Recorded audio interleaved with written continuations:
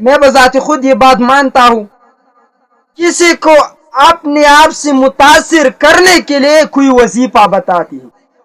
میں نے آج تک کسی کو دم نہیں کیا کہ کسی کے اوپر کوئی پڑھ کر دم کیا ہے، ایسے بس گھر میں بچے کبھی کبھار دم کیا ہے، ان پر کوئی سورت پڑھ کر زیادہ ٹائم نہیں لگا۔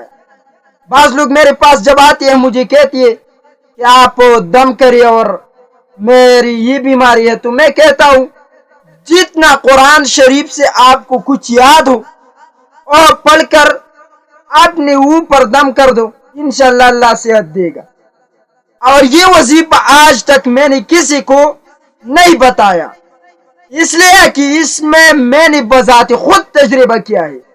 قسم باللہ اس وظیفے کی برکت سے میرا یقین ایمان یہ ہے کہ اللہ کے قرآن میں جتنا طاقت ہے کسی میں نہیں ہے۔ دیکھو اگر یہ واقعہ میں نقل کروں تو لوگ حیران ہوگی۔ جب آپ مظلوم ہے، آپ کا کوئی حل نہیں ہے، خود کچھ نہیں کر سکے، یا تمہارے ساتھ ایسا شخص نہیں ہے کہ وہ آپ کی مدد کرے اور آپ مظلوم ہیں، تو آپ یہ وظیفہ آزما کر مجھے کہو کہ آپ نے صرف اپنی ویڈیو یا مجھے کہنے کے لیے یہ وظیفہ بتایا ہے، کس مقصد کے لیے؟ تو قسم باللہ میں کہتا ہوں ایک دفعہ ایک شخص تھا اور میں بہت اس واقعے میں مظلوم تھا۔ کیسا واقعہ تھا؟ تو امام مسجد سے اور کوئی واقعہ ہو سکتا ہے، مگر لوگ تانے لگا کر لوگوں کی نظر میں بدنام کرنے کی کوشش کرتی ہے۔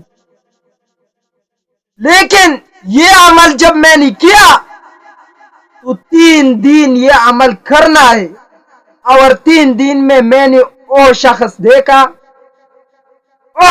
میں نے دیکھا کہ وہ بہت زیادہ ایسا بیماری تھا کہ ڈاکٹروں کی کوئی گنجائش نہ تھا۔ لیکن آپ کو ایک بات پہلے سے بات بتاؤ کہ اگر آپ ناحق ہے اور آپ نے یہ وظیفہ کیا، آپ مظلوم نہیں ہے، آپ ظالم ہے، آپ نے اس وظیفہ کو کیا، تو میں چیلنج کے ساتھ کہتا ہوں اپنا بدنامی پھر دیکھو کہ اللہ آپ کے ساتھ کیا کرے گا۔ تو وظیفہ ہے کیا، اتنا بڑا بھی نہیں ہے۔ قرآن مجید سورۃ الانعام آیات نمبر 45 میں اللہ قرآن مجید میں ایک آیات میں فرماتی ہے فَقُطِعَ دَابِرُ الْقَوْمِ الَّذِينَ ظَلَمُوا وَالْحَمْدُ لِلَّهِ رَبِّ الْعَالَمِينَ۔ فَقُطِعَ دَابِرُ الْقَوْمِ الَّذِينَ ظَلَمُوا وَالْحَمْدُ لِلَّهِ رَبِّ الْعَالَمِينَ۔ یہ وظیفہ آزما کر 3 دن ہر دن 21 مرتبہ یہ پڑھ کر دل میں یہ کہو اللہ اگر میں حق پر ہوں تو میری دشمن کو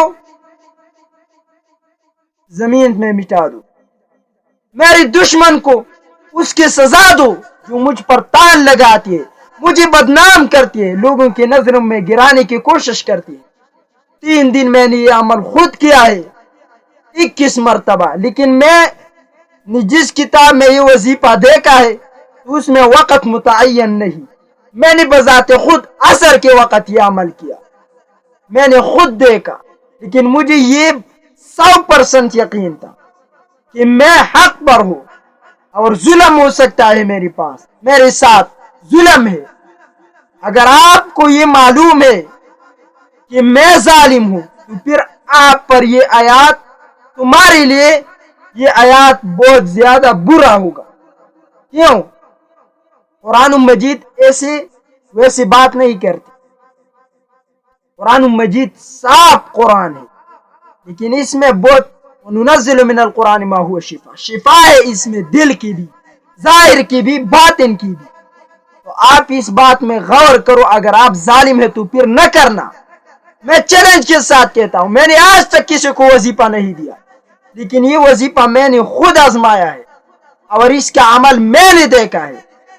جو شخص تھا اس کی بیٹی نے مجھے کہا کہ میرے باپ کو دم کرو، تو میں نے دم بھی نہیں کیا، لیکن مجھے معلوم ہوا کہ اللہ کے قرآن میں طاقت اتنا زیادہ ہے۔